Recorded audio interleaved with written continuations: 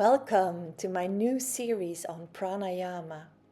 In this short introduction, we'll explore the basics of this fascinating ancient yogic science of breath. I'm excited to dive deeper into the subject in future sessions. But for now, please enjoy and breathe along.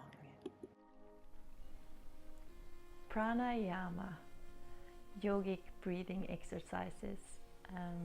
So pranayama is Sanskrit word, and when we translate that into English, the most common translation, then prana, life force or breath, and yama, control. And here is a translation that is confusing because when we use the word controlling, it can feel very restrictive, very forcing, like aggressively holding something.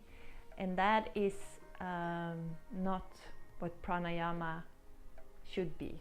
Take the word ayama instead of yama. Ayama, that's actually the opposite of controlling. It means extension.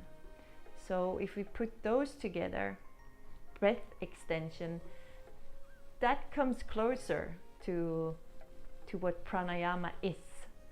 So no forcefully holding beyond your limits, or that's not where we're going to go, because that actually induces stress in the body, and we want to reduce the stress levels. We want to become more balanced, body and mind.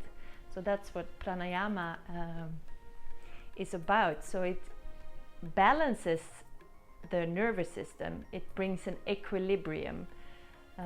So you have the parasympathetic and the sympathetic nervous system, the right and the left hemisphere of the brain, the yin, the yang, the solar, the lunar.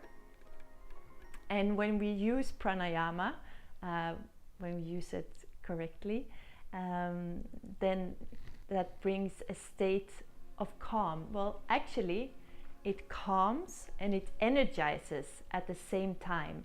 So most pranayama exercises, they do both. There are certain practices such as breath of fire, Kapalabhati, which is very energizing and not calming. So, it depends, but basically most are very balancing, so both. So, the breath. Here in the West, we we often breathe very shallowly, so at the top of the chest, and we don't use the whole breathing system.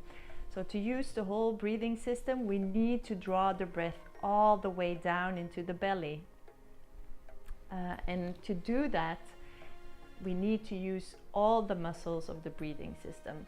So the diaphragm is the primary muscle, and you can imagine the diaphragm as a weight. So when we inhale deeply all the way down into the belly, the diaphragm opens the rib cage, opens the chest, so we can breathe more fully. And on the exhale, it contracts, it moves up, And it expels the air out of the lungs. And that's why we need to use the whole breathing system and go all the way down into the belly. If you've been to my classes, you probably hear me use the word or the phrase Buddha belly, and that's because when we see the Buddha, we visualize him, we see that round big belly. And that is what belly breathing is about. So drawing the breath all the way down, and the belly expands like a balloon, retracts, and the air comes out. And that is pranayama. And that's why it's so good for us, you know, reduces stress for a healthier life.